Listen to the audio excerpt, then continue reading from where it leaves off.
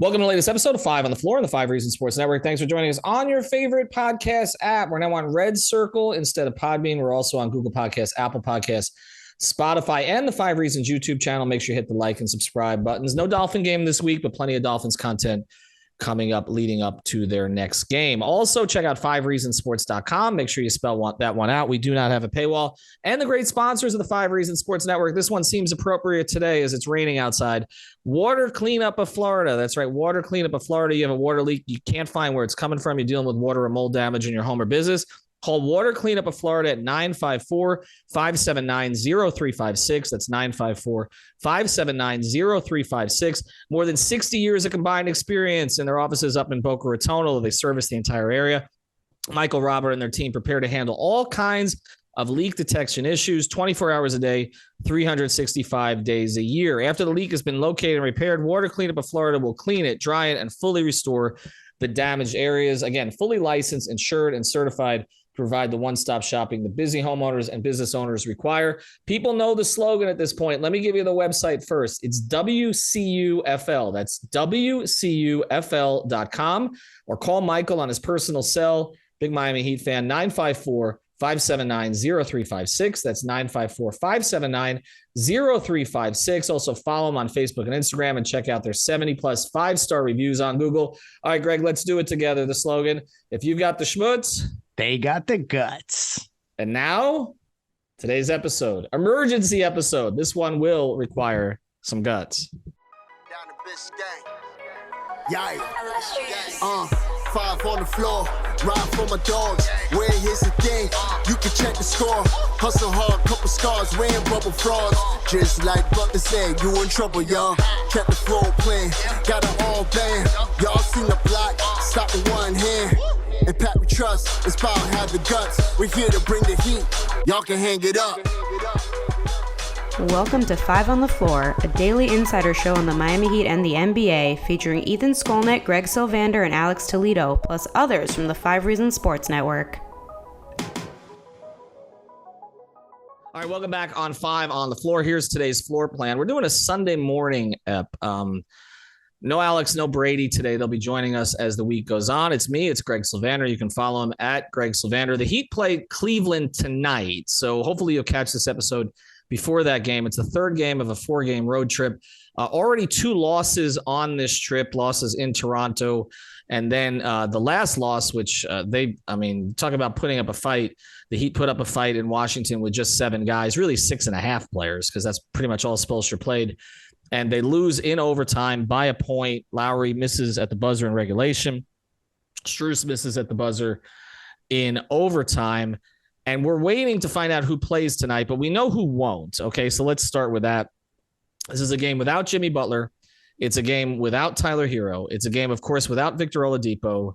Yurtsevin, we don't even need to say that anymore. A bunch of guys are questionable, one of which is Bam Adebayo, who we are expecting to play.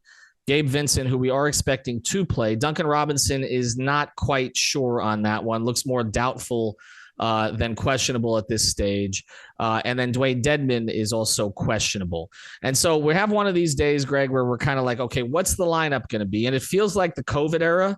It feels like they're going through it all over again. Heat fans are frustrated. And I even said this, why is this happening before Thanksgiving again? Mm-hmm. And I want to look at it this way today, okay?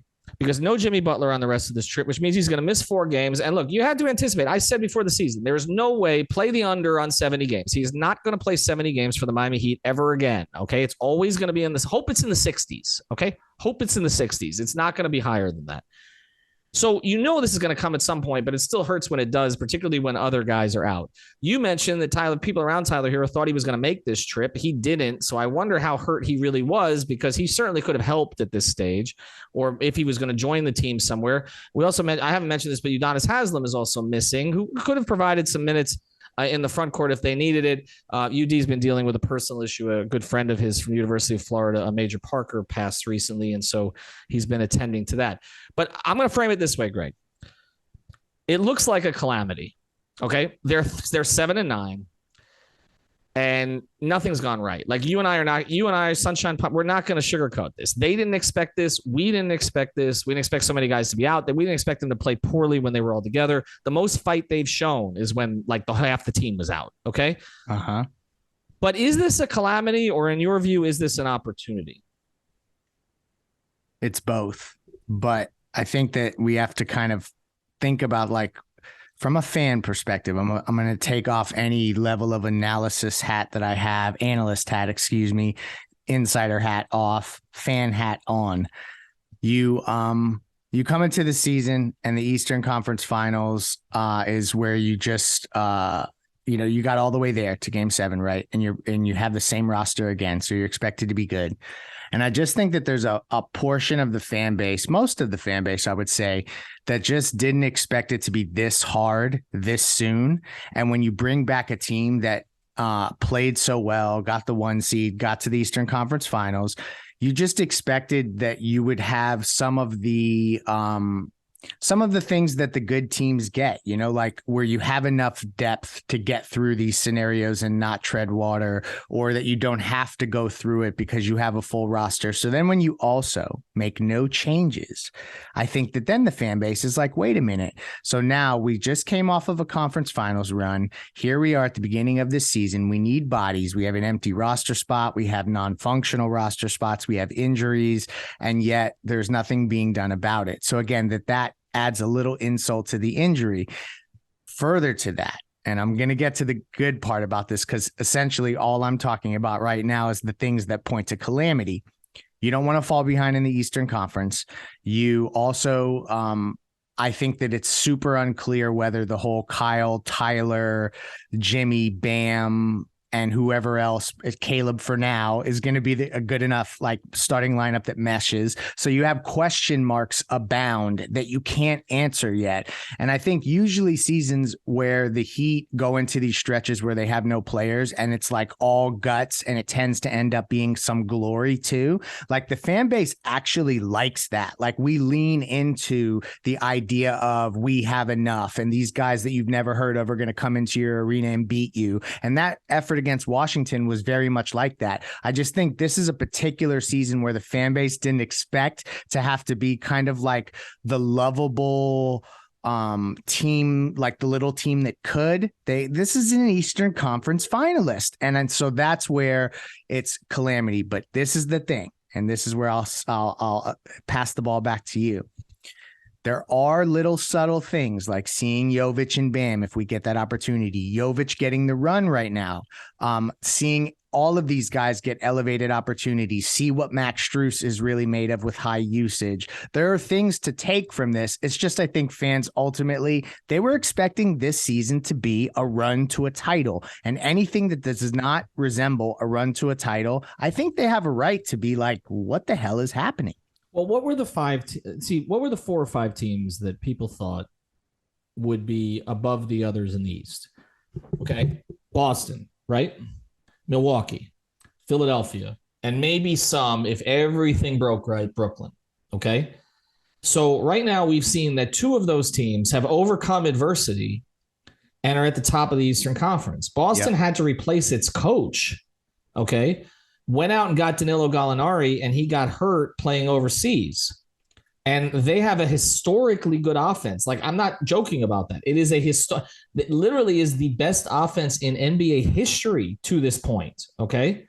Milwaukee has not had Chris Middleton. And look where they are. I mean, other than Giannis pushing down ladders, like everything seems to be going just fine for them, right? Because they've had Brook, and because Drew is playing at a higher level. Okay. So those 2 teams have elevated. The Heat are supposed to be in that airspace with those 2 teams. And then you look at the other 2. Well, Philadelphia hasn't had Harden recently, loses Maxey now. Last night they went without 3 of their 5 regulars, okay, without Maxey, without Harden, without Harris, okay. And they've had all kinds of issues. PJ Tucker has given them a donut, by the way, for 2 weeks. So look, I understand what PJ's value was to Miami, but this has played out exactly as I anticipated. Okay, his value was always going to be higher to Miami than anybody else's at this stage.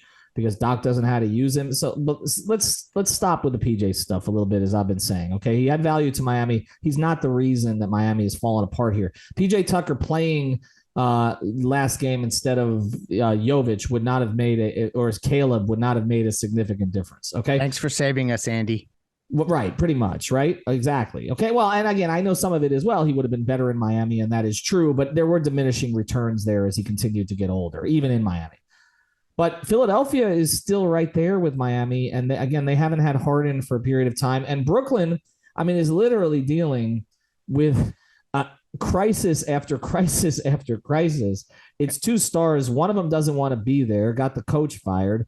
The other one, I don't want to get into it more because you know how I feel about the other guy. But he hasn't played of late. Same record as Miami. Right. See, that's the thing about this. Like that's why I'm saying, like, I understand why Heat fans look at this as calamity, because they're like, okay, we get it. A lot of teams have struggled to get out of the gate here, but other teams are dealing with stuff too. And then you look at some of the teams that are playing well.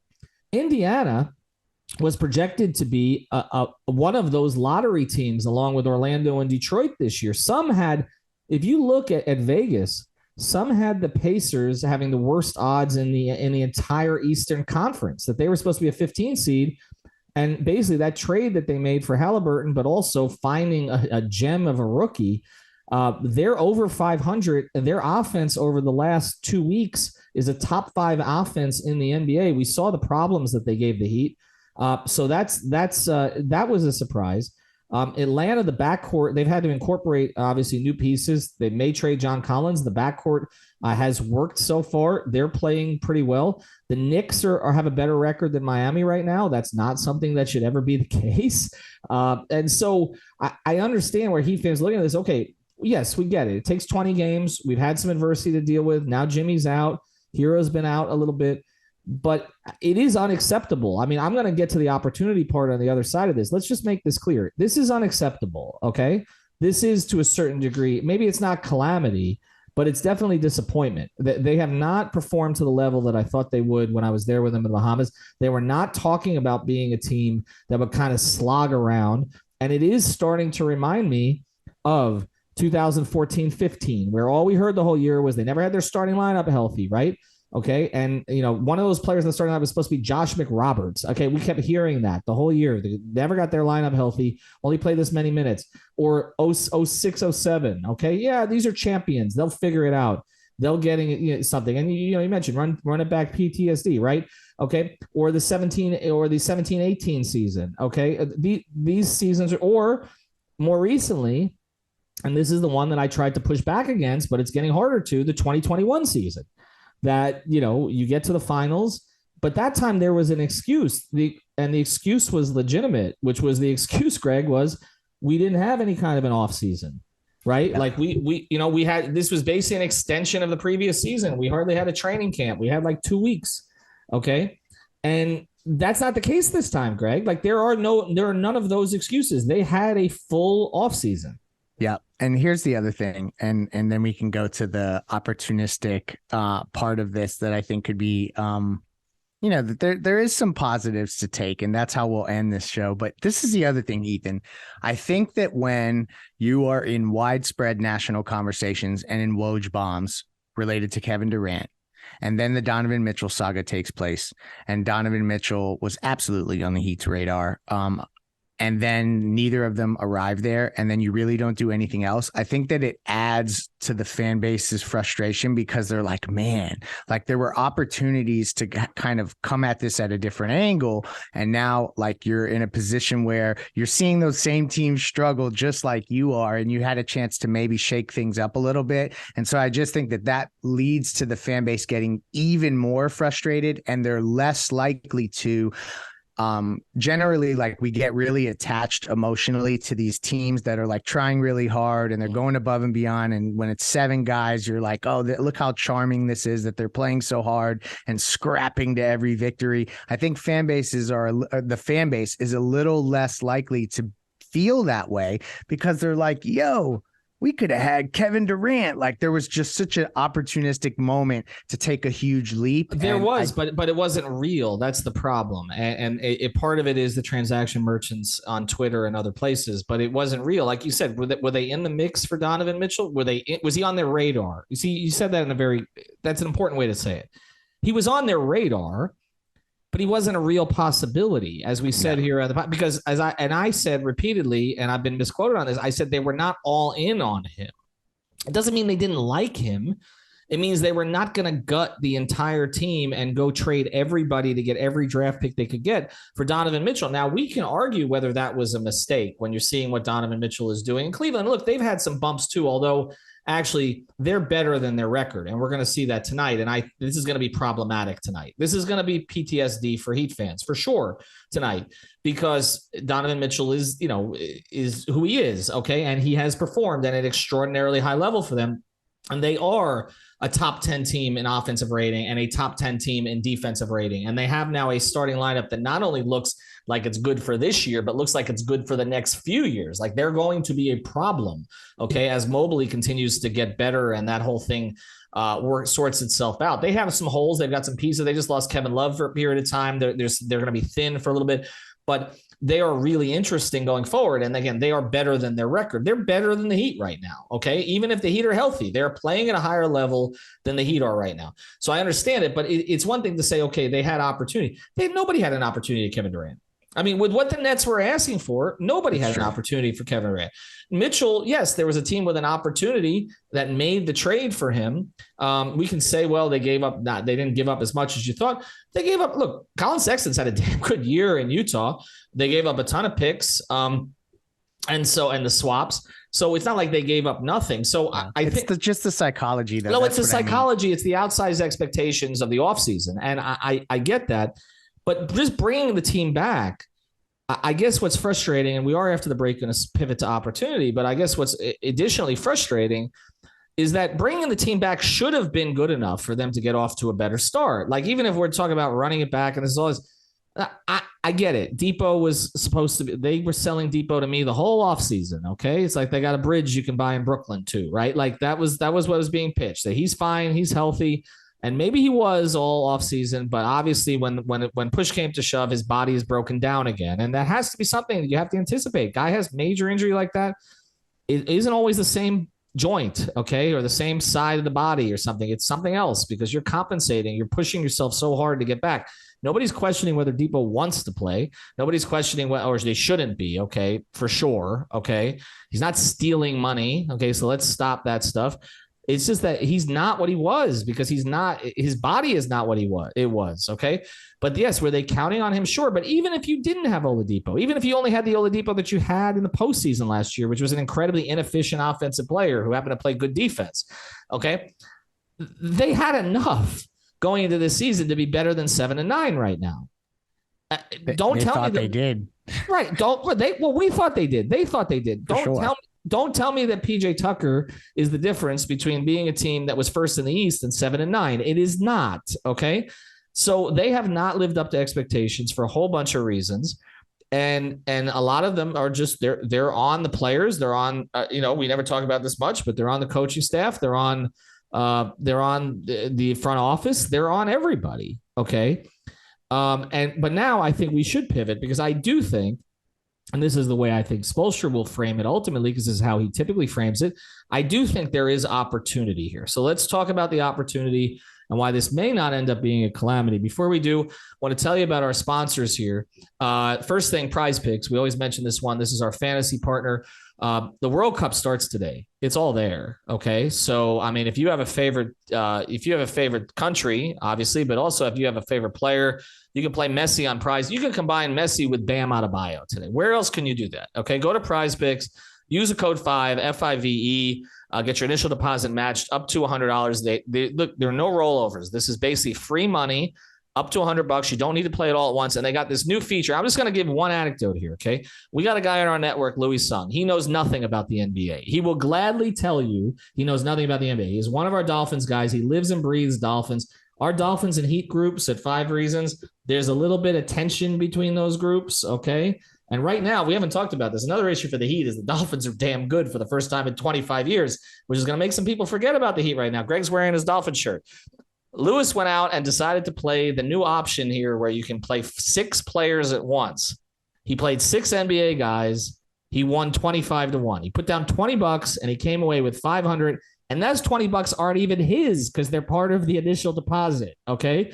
So use the code 5, FIVE, give it a shot. If Louis Sung can win on, this is going to be our new slogan. If Louis Sung can win on the NBA, so can you. Our betting, so use the code 5 though, FIV. Also, betteredge.com. Use the code 5RSN. As soon as we finish this, I'm going on to make my picks in our weekly competition. I got housed last week, but that's okay. Go to Better Edge. This is, again, like Prize Picks, this is legal, okay? It's legal. It's not offshore. It's legal. They're based in Minnesota. You can't get more American than that, okay? BetterEdge.com. That's with an O. Use the code there, 5RSN. That's the number 5RSN. And you get $20 free to play. And this is peer-to-peer betting. You can find the line you want. And the final one for today, for all your CBD, your premium CBD, your tincture, your sports cream, the gummies, they got a new sports cream there. Go to therapistpreferred.com and get 25% off. Again, that's 5RSN for Better Edge and Therapist Preferred and 5 FIVE for Prize Picks. All right, let's get to opportunity.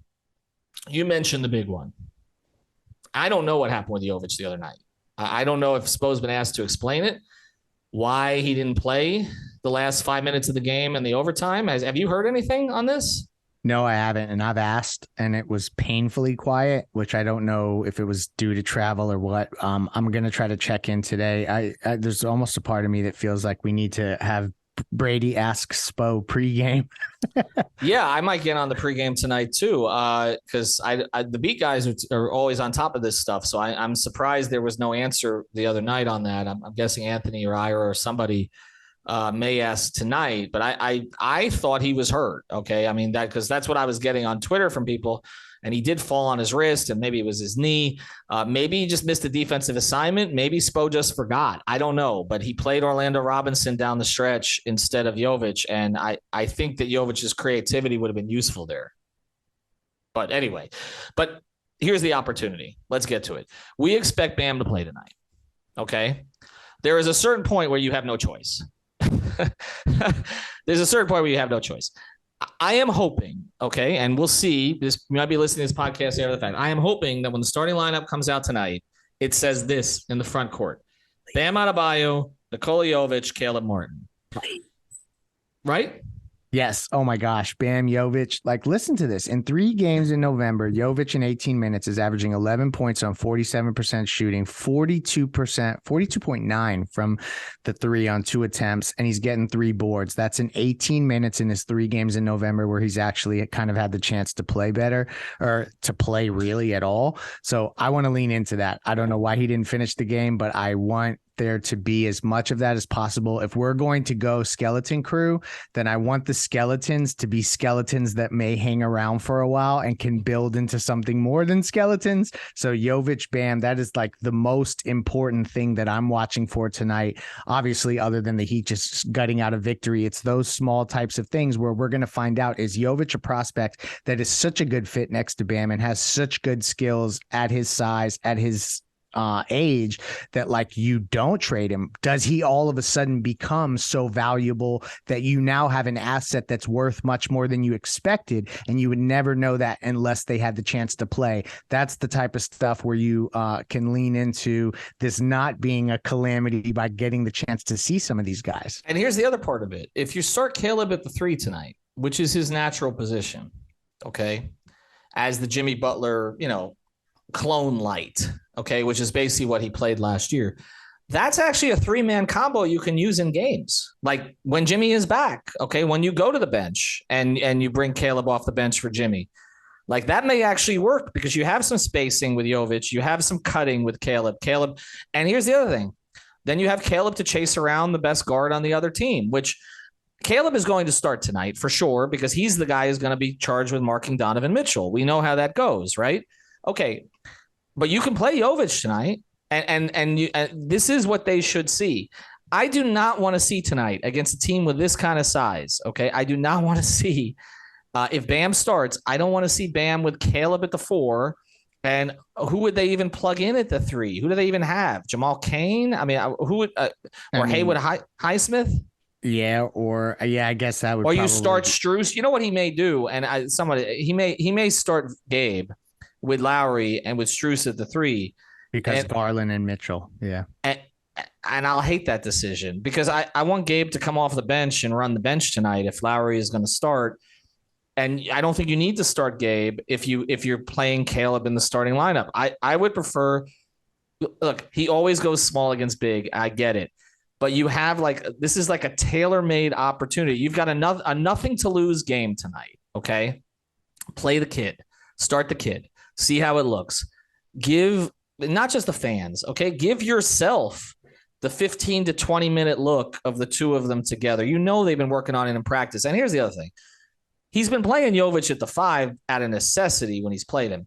He said that. He said it was never the plan to use him at the 5 in training camp. It just sort of happened. The plan was always to use him at the 4.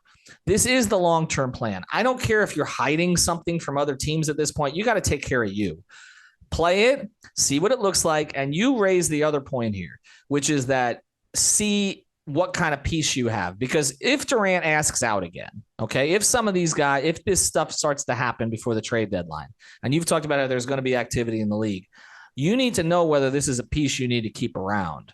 Okay. And I'm not saying you don't include Nikola Jovic if it means getting Kevin Durant or not. That's not what I'm getting at. But I'm saying for some of the other guys around the NBA, do you need a Jay Crowder? Okay. Do you need to go all in on John Collins? Jovic for Harrison Barnes. Sorry to interrupt. Exactly. To your point, that's the kind of stuff you're evaluating. Right. You don't. So let's see what this looks like. Okay. In a small sample size, but against a team that is an Eastern Conference, playoff contending team with a hell of a lot of size. That's the kind of thing that makes us feel better. Here's the second opportunity I see. We saw it the other night. Kyle Lowry got his groove back the other night. And I think that this should and will open Spo's eyes. You don't have to, you're not going to bench Kyle because you just can't. Okay. You just can't. You're not going to do that to him. He's not going to accept it. This is not a Dragic situation. You don't have the comfort level that you did. I know everybody's like Wade and Dragic did it. Spo had a 20-year relationship with Dwayne Wade. He had a 5-year relationship that was very strong with Goran Dragic.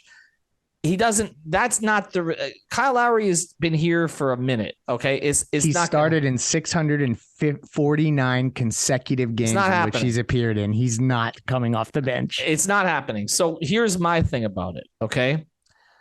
You can stagger more though.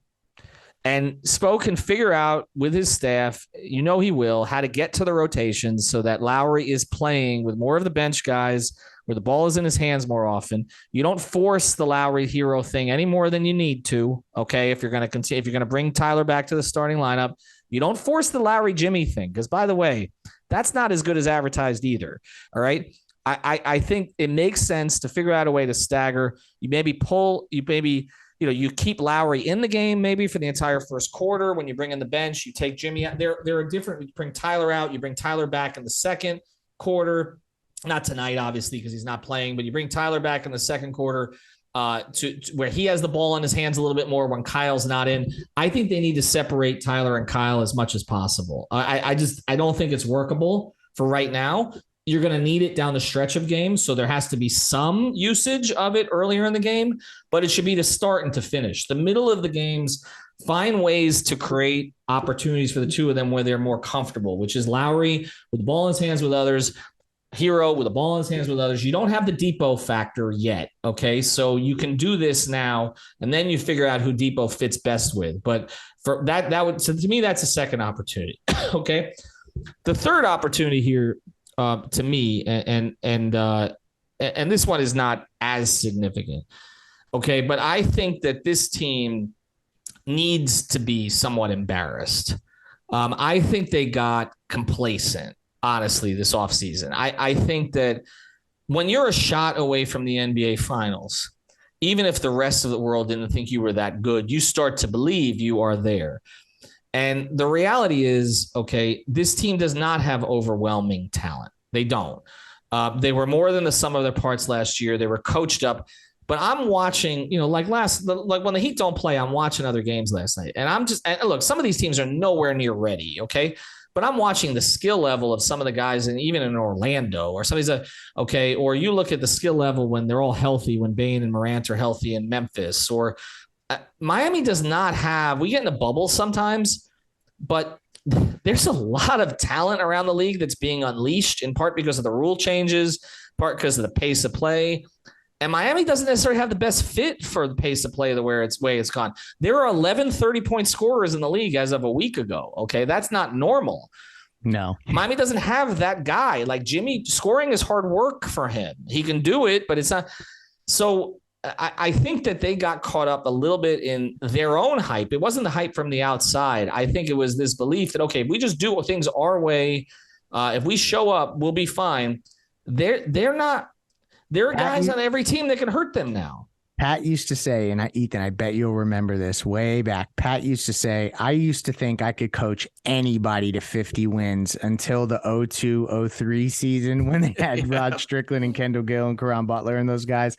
And I think there was a little bit of that. Like, as long as we bring our principles and we bring our effort and we bring our guys back, we're going to be able to play to a certain level. And so that's the interesting part about this, because you're right. Like, if you're not getting better personnel wise, you need to see big jumps and you need to have that maximum effort, because that's what was setting you apart before. And so if that's missing now, like, that was a key piece to why this was all working better than this, like what is the thing about the sum of the parts that you just mentioned? Like, it comes with those intangible parts as well.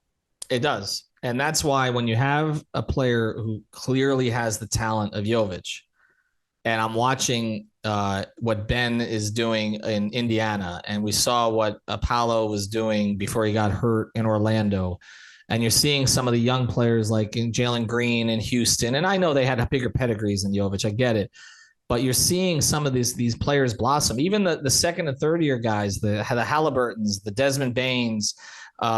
Look what SGA is doing, right? Bol. Yeah, that one's a sore subject. But like, you're watching what some of these guys are starting to do, and it's like, okay, we've got a kid who has incredible feel for the game. And that's why, to me, I don't see an excuse not to play him. I was one of those. They drafted Michael Beasley second overall. He's one of the best offensive talents I've ever seen. And I was one of those pushing back against him starting, because I was like, he's clueless on the defensive end. I completely understood why Spoelstra was trying to take control of that team as a first-year head coach and was like, you're going to play when you're ready to play. And ultimately, he made the switch for Beasley for Haslam. I always felt that came from others inside the organization too, because you needed to see what Beasley could be, and UD, moved aside for him reluctantly at the time, but to UD's great credit, he also mentored him or tried to. But there was that talent level, but again, a cluelessness. Okay. Or not playing Whiteside during a certain stretch. This kid has elite basketball IQ. It is obvious. Just play the damn kid. That's where the real opportunity is. We'll see if he does tonight or how much he does tonight. And if he does when it matters. Okay, for Greg, special emergency episode. We'll obviously have your coverage post-game tonight. Both Greg and I will be on the post-game feed, so check that out here as well. Have a good day, everybody. Thanks to our sponsors, Prize Picks. Go to Prize Picks now, 5, F-I-V-E, Better Edge, 5RSN, Therapist Preferred, 5RSN, and Water Cleanup of Florida. When you got the schmutz or you've got starting lineup issues, they got the guts. Have a good one.